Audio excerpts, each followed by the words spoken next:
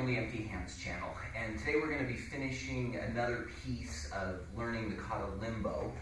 Remember, this is one that we're doing in terms of more of an energy development type of kata, so focusing more on your form, the flow of the kata, your breath, than we are on the martial arts aspects of it. So I'm going to go through it in a few different ways. First, working to help you memorize just what the movements are, then get the posture down that goes with it. From there, move into coordinating your breath with doing the form, and then finally talk a little bit about some of the ways that this form can help you feel and develop your internal energy. So that said, let's go ahead and get started. So we had gone to the point where we were here and offering the gift as I had described it, and so I'm just going to pick it up from there. So the kata, it's going to run long ways this way. So here we are, we offer the gift, and then I'm going to reach and turn to my left, reaching down, grabbing what you can visualize as a leg, and then pick up my right foot and do a right outward crescent kick, striking with the side of my foot. Right side is going to step through, hammer fist, step back through with the left, parry with both palms, and grab, simulating like grabbing a punch that's coming past.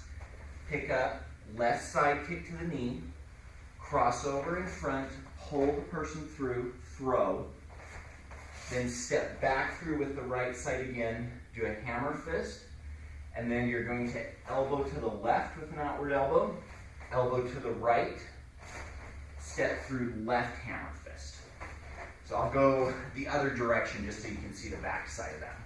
So same thing, offer the gift, turn to the left, reach, grab down at leg level, come up, left outward crescent, plant. Step through right hammer fist, step in with the left, double parries and grab, left side kick, cross over, cross out, throw, step through right hammer fist, elbow back, elbow front, step through left hammer fist. So as you're looking now at how you should feel, what you should be doing with those pieces, I'm just going to remind you yet again, go back if you haven't worked in the Learn Kempo Karate section of this page, the main page of the channel here, and forms 1 and 2, to learn those, there are those basic videos in there that are going to teach you kicking, stances, those kinds of things. If you're new to martial arts, you need to watch those so you have a foundation for what I'm talking about here. But once you get past that point, so here, when we're doing this whole offer the gift thing, this is an extended stance. My weight's coming forward. It's still going to be centered down between my legs, kind of like if you think of doing a lunge when you're working out. You don't want to pass your foot and put strain into your knee. You still drop down into the center. And then I'm going to turn through, keeping my stance stable and low, modifying almost into a horse as I come through, and grab. Then you're just going to adjust your feet so that you can comfortably shift the weight to your back leg as you come up. Any kick, when you're a beginner and learning, it has 4 parts. You cock the kick, extend, retract, and set it down. And with this crescent, we're doing that with the outside of our foot. So we come up over, back in, put it down. Step through, big circling hammer fist like we talked about before, coming down with this bottom part of your fist. But the big circle is to help with the flow of the motion. As we step up, a parry redirects force past you, which works very well when we're working with our internal energy as far as a big flowing movement. So you're taking a punch or strike that's coming at you, pushing it past. The opponent would go off balance, so you secure it, and then we come up. It's a side kick, so we're pushing out and down with our heel, and then that would throw the person further forward off balance. So we just let our weight fall through, pulling them, step out, and complete letting them pass by and go to the ground. And then another big circling hammer fist as you come through. Outward elbow, another big circling hammer fist with the left. So again, because we're doing this with the breathing and focused on our internal energy, we're exaggerating these movements, making them full, flowing through. I've talked before, watch your shoulders, make sure you're Bringing up the top of your chest, extending up through the top of your head, your shoulder blades, the scapula are laying flat. Nothing should be forced, or you shouldn't feel any tight movements, as you go through these things. It should flow. If you're in bad posture and you're flowing, what that's teaching you is that you do need to work on extending your body and getting it where it should be. So there's a lot of health benefits there if you'll work on getting your form right. So now once we've done kind of this idea of, are you feeling the movements? Do you know the movements? Now I want to talk about how are we going to breathe while we do this. So again, coming back to here, we extend with the gift. So if I had done an outward breath here, then I'm going to inhale as I come down. And then because I'm going to do a striking or pushing movement, that's a great place to exhale. So as I come up with this kick, I'm going to exhale. Just a side note here, working with your legs, it's a whole lot easier to feel this flow and movement we're talking about with our arms and hands that we're more accustomed to using. Bringing your feet up off the ground like that and still staying relaxed and flowing is going to challenge you as far as your balance and all that, so it's going to be good for you. It might take you a bit to get to where you can really breathe and flow and especially sense the internal energy in your foot while it's up at the height of your head, but it's something you can work towards. So anyway, that's just coming through. So I'm exhaling here, I'm going to come down. I would then inhale as I was bringing this hammer fist around and exhale as it came down to contact. I would do a deep inhale before I really stepped into the parry so I could exhale as they flowed through, and then I could inhale as I cocked the foot up, exhale as I pushed it down, inhale as I'm crossing over, exhale as you throw the person across, inhale as you circle up, exhale, then you could inhale on one elbow, exhale on the other, big inhale as you circle through, catch about right here, exhale as it comes down. Again, you can completely reverse those breaths because I can pull and bring energy in or use force to pull someone in and need to exhale and increase the power I'm using just as much as I can have that same need when I push out. And it's going to let you feel things a little differently in the kata, so you can play with it both ways. It's going to work fine as long as you're following the principles. So I'll try to do this now with loud breathing so you can hear it, and then we'll just talk a little bit about the energy flow.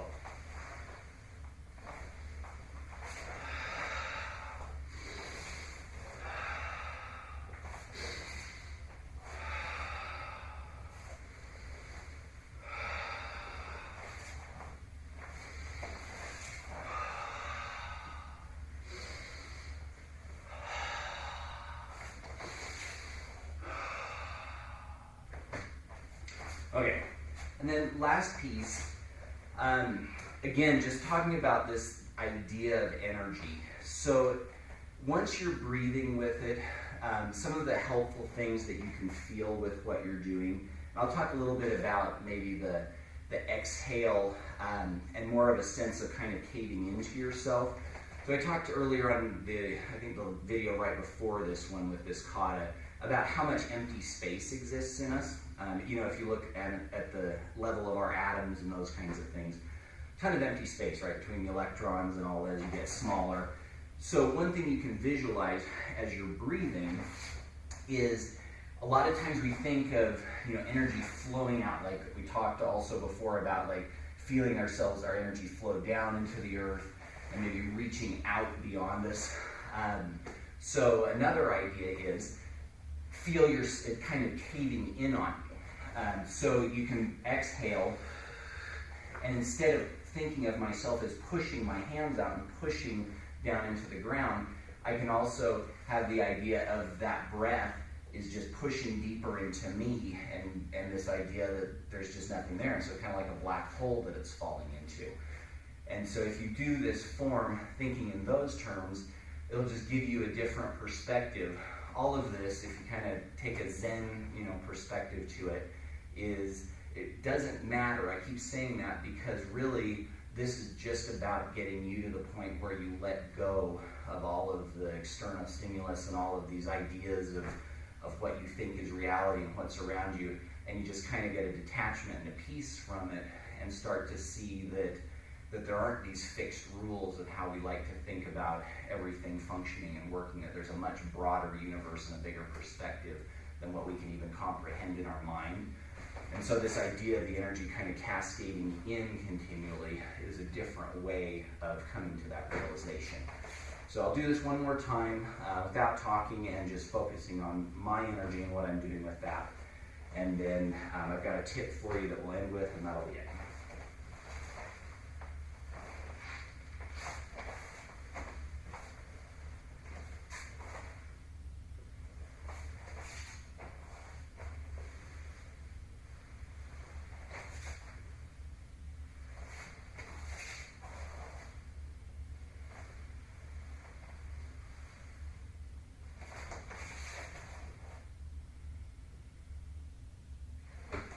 Okay, so last little idea here.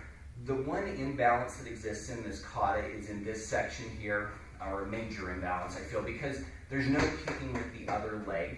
So I'm just going to give you an option. It's not part of how I teach the kata to my karate students, but if you're using this just as something for internal energy or something to add to what you already do, I'll give you an idea of how you can get a kick on with both legs so it just mirrors itself better as far as helping yourself or a student develop greater balance on both sides of your body. So we're here, right? We just did that gift thing. So I'm going to come up, do that crescent, hammer fist, parry, kick, throw, hammer fist. So if I want to do those same kicks with the other side of my body, all I need to do is I'm right here, I can just turn, and now I'm going to offer that gift on the opposite side of my body. Come down, grabbing to my right. Now I get the right outward crescent, and then I can step through, hammer fist, come through with the right side again, get the parry, right side kick, cross over, cross out, throw, left hammer fist, and now all I've got to do is get back to those double elbows. So then just throw another right hammer fist, and then I can go elbow, elbow, hammer fist, and that puts me right back into where this last finishing piece of the kata is going to come in. So like I say, if you're using this as kind of a more primary kata or for other purposes, that's going to help you out. I've never changed that officially just because we do enough other things with the training idea that I have worried about that kicking imbalance in that spot. So hope this was a kata that you are enjoying and that the video was helpful to you. Remember, comment, subscribe. Glad to hear any ideas or things that you'd like to see on the channel, and I hope you have a great day.